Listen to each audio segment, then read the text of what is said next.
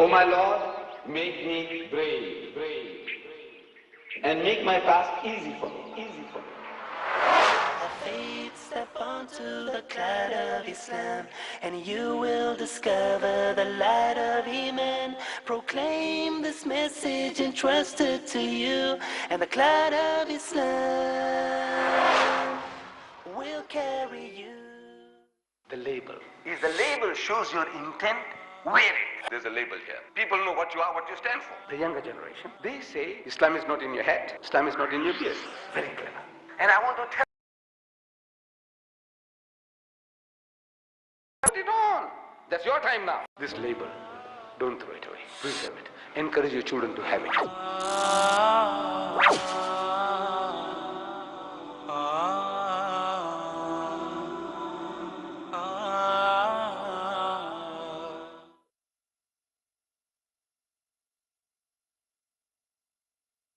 In this particular translation, the big advantage is that at the end there is an index, a very comprehensive index. What do you want to know about Islam? Anything you want to know, you open the index. I spoke about Surah Nisa. Maybe you don't know where Surah Nisa is. In your Quran at home, the Arabic Quran, you don't know where to find Nisa. There are 114 chapters. This is only one of them. Where will you find it? So, I said, open the index, just like a dictionary. Nisa. This is chapter 4. 4 is easy to find because every page is numbered. Once you found it, I say ayah number 86. Easy to find, 86. Once you found chapter 4, 86 is easy to find. You found it. Now, I want you to go home and check it out. Not only me, anybody, any learned man, he gives you any references from the Quran, make a habit of going home and checking up. Not that you distrust the speaker, you think he was deceiving you, you think he was pulling a fast one on you. No. When you go and check it up, you are strengthening your knowledge. You see the verse, you read it, you see the translation, you say, yes, this is what the Shaykh Imam was telling me, yes. And the commentary, further expansion, some new angles, which the Shaykh might not have had time. Now you can share it with other people. See, this is the secret. You must share. To get more, you must share. But just by listening, you get very, very, very elated, mashallah. The Shaykh delivered a beautiful lecture. What? What did he say? It was very good. It was very nice. Beautiful. What? And maybe he touched 12 subjects in 15 minutes. Which one are you going to remember? No. Reference. And something you like, maybe he didn't give you a reference. Go and ask him. Say, Shaykh, where about is this in the Quran? So he says, this is in Surah Nisa. Where about what? He said, well, look up the 4th ruku. You know the section. He might give you that way. Or sipara so and so. So many siparas. But if you can get the chapter and the verse, very easy. You want to know. What do you want to know? This book here, what do you want to know? Everything on your fingertips. You want to know about marriage in Islam. Marriage, everything is given to you. That you can't marry mushriks. Don't allow your daughters to marry mushriks. Of course, you can't marry your mother, your sister, your daughter, that you know. But it's all there. Even that is there. You can't marry your aunties. It's all there. But bulk of our people, they don't know. They're getting caught out. My daughters, meaning the Indian Muslims' daughters in Natal and the Transvaal, they're running away with the mushriks. See, because Indian to Indian. We are same nation. Allah says, وَلَا تَنْكِحُ الْمُشْرِكَاتِ حَتَّى يُؤْمِنَّ. And do not marry mushrik women until they believe. But who knows the Quran? We don't know. Here I find that our Muslim girls, Malay girls, I'm an Indian. So Deedat is an Indian. He said yes. Mr. Muhammad is an Indian. He said yes. That Mr. Parker is an Indian. He said yes. Indian Muslims. They are all Muslims. Yeah. But the other guy comes on sing. She doesn't know the difference between sing and song. She marries the fellow. She's Indian. It's another Indian. No, she must know. Allah tells you, don't marry mushriks until they are converted. And so on. Marriage. You know about divorce. Under D, you find divorce. There is a chapter in the Quran called Surah Talaq. Whole chapter deals with the subject.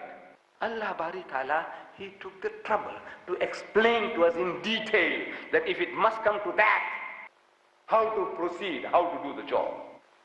Don't do it the way your fathers have been doing. My fathers. When they get angry, what they do? Do they? I don't know. Look, I haven't had a chance to ask him. Do the Malays also, when they get angry with the wife, they want to get rid of her, what do they say? Do they do that? Talaq, talaq, talaq. Do they do that? I hope not.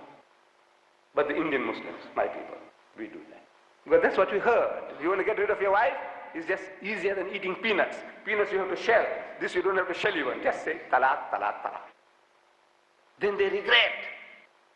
This woman used to work so hard, looked after your children, did so many things for you for nothing. You can't even hire an African woman to do that for you. So you want to bring her back. So they go to our Maulvis, what you call sheikhs. Our Maulanas. No, our Imams and our sheikhs. We call them Maulvis and Maulanas. You go to them. He said, look man, I made a mistake. What to do now? I want her back. He said, look, show you an easy way out. You make that wife of yours, ex-wife, to marry some old man like this. That wife of yours and Deedat must go into a place where they can have sex. Otherwise it's incomplete. He must go have that chance. And then subsequently, if Deedat wants to divorce, and if the woman wants a divorce, and he divorces her, and she waits for another 3 months, then he says, nah, he can remarry you. What a thing. Filthy, dirty thing. You made a mistake. And now you make this poor woman to pay for it. Making her to sleep with another man. In her life, she never slept with anyone besides you. Now you make her to sleep with another man. To make her pure for you. You call it halala. That's what they call it. I don't know, look, I don't know about the sickness that you might have among you, but now I'm just only telling you that the fools, if they only read the Quran, they won't do that.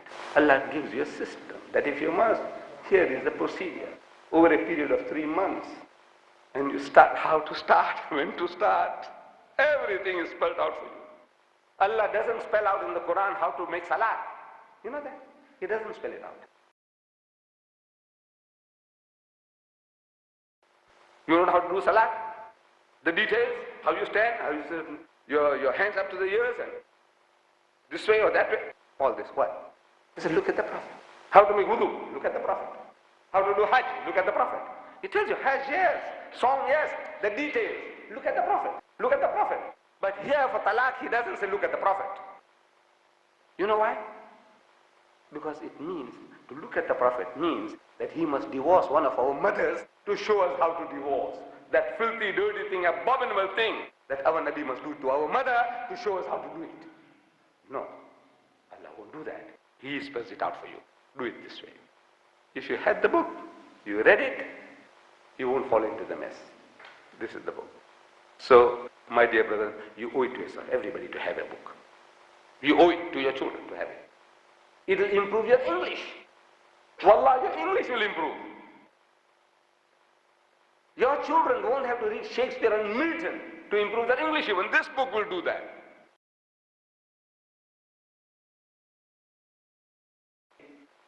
Details about your religion, about everything, an encyclopedia, and you don't have to read any other book, rubbish.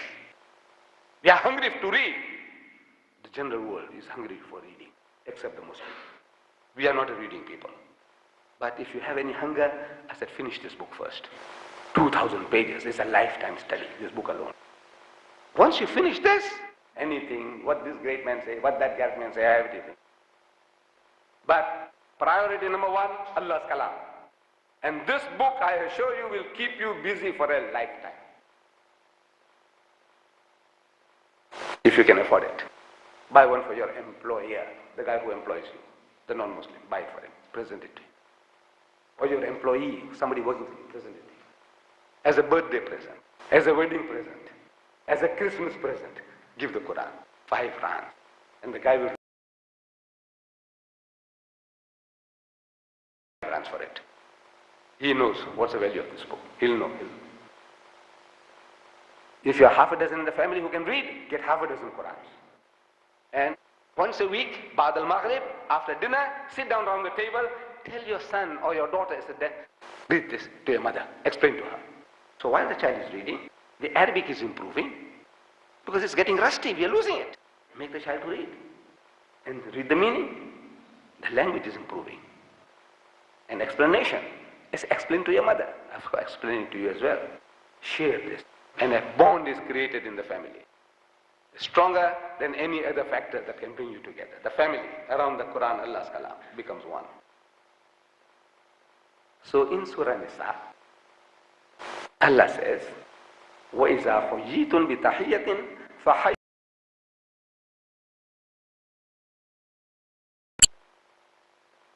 Remember me saying, Assalamu alaikum wa rahmatullahi wa barakatuh.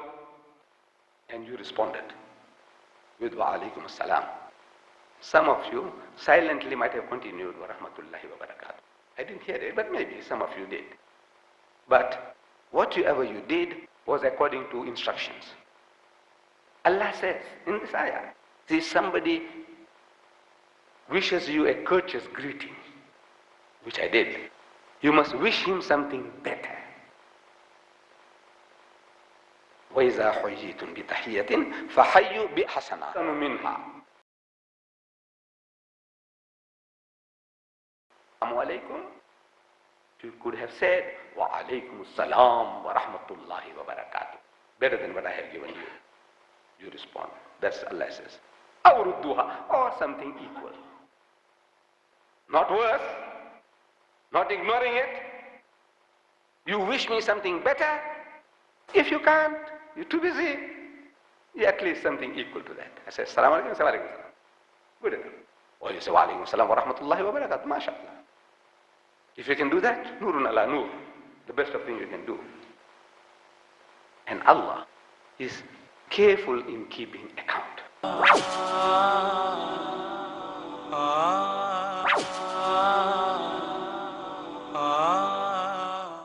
Generally, we Muslims here in the Cape are good at wishing one another salams.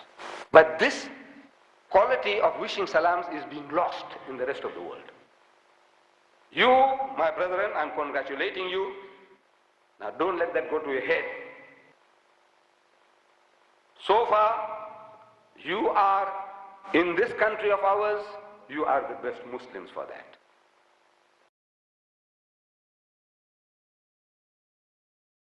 To us, the Indian Muslims, the Muslims in Mauritius, the Muslims all over, what is happening to them?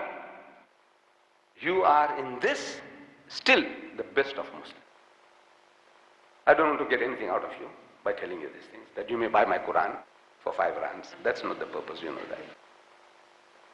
Allah tells you to wish people salams. Any courteous greeting, you wish him something better or something equal. Now it's a universal courtesy. People will accept this as good behavior. Whether you're Muslim or Hindu, wishing people, wish them, man. The non-Muslim, wish them. Good morning, your neighbor, non-Muslims. Good.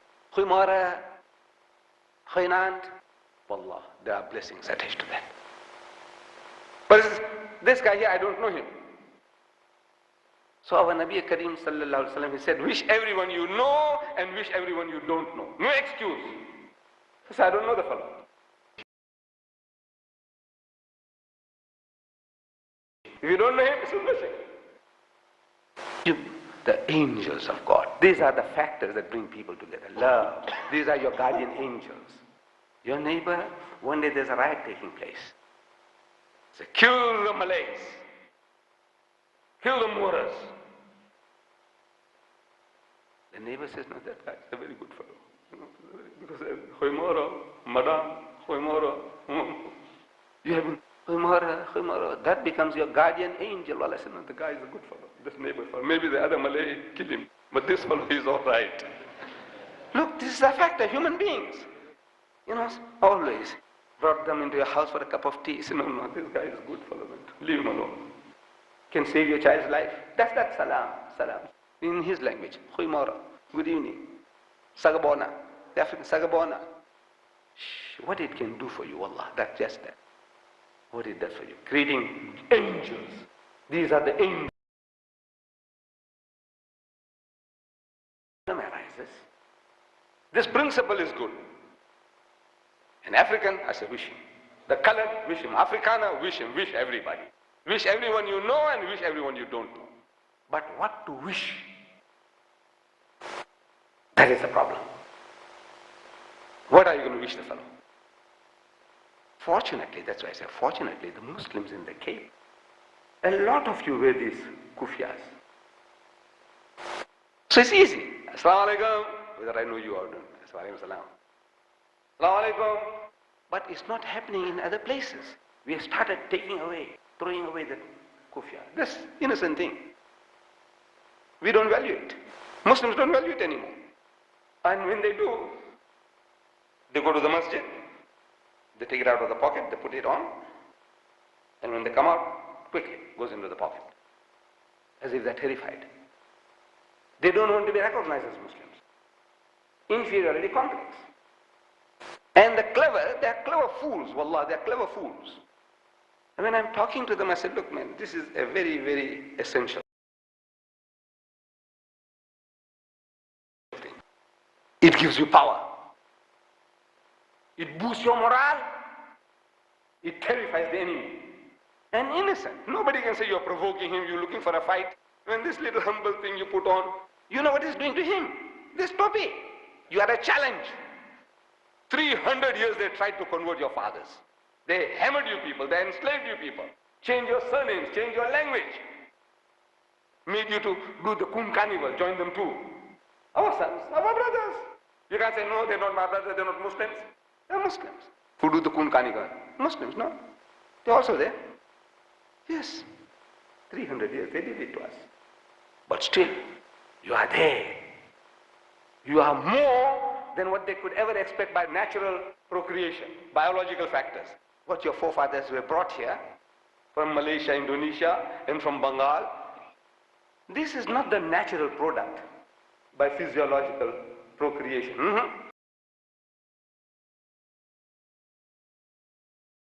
Your own community, more and more and more. They know that. Instead of digesting you, you have become the indigestible material. After 300 years. Of course, under the new policies, we are now in greater danger. Previously, we were living together in District 6, in the Malay old quarters, here, there, and we were able to defend ourselves. Now, for every 5 colored homes, 1 Muslim. For every 5 colored homes, 2, 3 colored homes, 1 Muslim. They dispersed us. Our son will fall in love with a colored girl, Christian girl. And our daughter will fall in love with a Christian boy, colored boy. And Islam gets diluted. Dangers, dangers, dangers. There are greater dangers. It kept us together. We were on the defense. But now we are relaxed. We're living together. You know, they come into our homes, we go into their homes. You can't help it. Your wife runs short of salt. What does she? She goes next door. They run short of salt. What do they? They come to your house. That affinity is there. And there is a greater danger in we losing out. But now, the identity. The Indian Muslim, the younger generation, very clever. They're my people, very clever. And I'm talking about a headgear. They say Islam is not in the hat.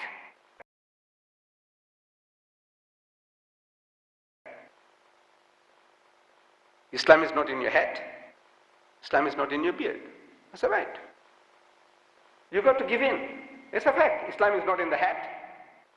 If you put this hat on a kafir, murtad, that doesn't make him a Muslim, does it? No. The Sikhs, they have better beards than the Muslims. You know, nice. Makarios, that bishop in Cyprus, you know, he had the most beautiful beard that you can know. I haven't seen a Tablighi brother anywhere in my life who's had a big size beard as the Makarios. Look, admit it. Does that make him a Muslim? No. So Islam is not in the hat, Islam is not in the beard. So I'm asking, where is your Islam? He says, in the heart. He says, very good. No trouble. Between you and Allah, no problem. Between you and Allah, no problem. If you deserve Jannah, He'll give you Jannah. If you deserve Jahannam, hell, He'll give you hell. He knows. But I said, look man, me, your brother, your uncle, I want to recognize you. I want to wish you salams. When I see you, I want to wish you salams. You're depriving me of that. Suppose you came to Durban and you're looking around outside the masjid. There are hundreds of Muslims willing to go into the mosque, but you can't recognize anybody. They look like anybody else. They look like Hindus, they look like Christians, because in our looks we are the same. At times in our surnames we are the same with the other guys. Like you are. Mr. Brown, our Hafiz, our Qari is a Brown. And you'll find another Brown is a Christian. Correct. I had a lady yesterday, Mrs. Johnson. She's a Muslimah. I said, oh, your husband? He says, he's also Johnson. I said, is he a Muslim? I said, yes. Living on Johnson Road. Yes. Look, but now I have to ask, are you Muslim? Are you Muslim?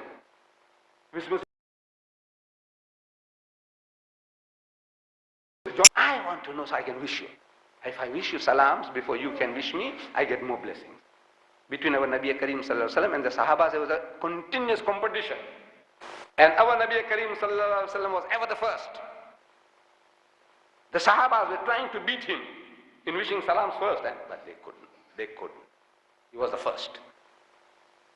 And he was the last to withdraw his hand from another's clasp. Last. Anybody shook hands with him? He's not the first to withdraw it. Like some of us do, you give your hand like a piece of ham, No. He was the last to withdraw, that means. He taught us, he says, you see, the younger should wish the elder first. He said, you see, the guy who's coming down the steps must wish the one who's going up the steps, naturally.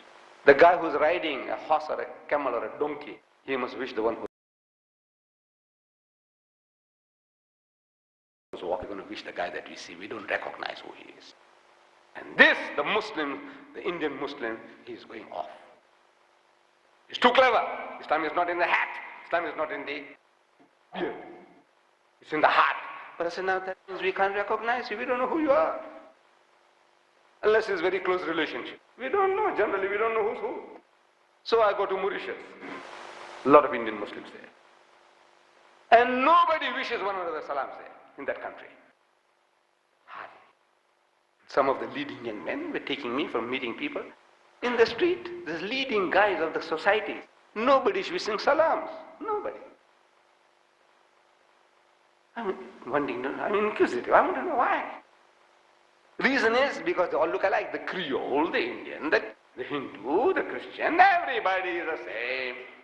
No identity. So now you don't want to make a fool of yourself. If you don't know, the guy looks familiar. But he says, Assalamu alaikum. I say, what's that? What did he say?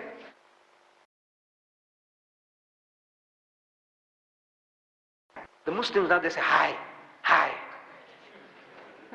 Because it's safer. You don't make a mistake. You say, hi, he knows, hi. You might say, salam, what's that? You swearing me? No, you don't swear anybody. You don't want to create problem unnecessarily. So when I return from Mauritius, after this experience, they give me a chance to speak in the Jummah Masjid, Durban. And I shared this ayah. I read it and I started to explain.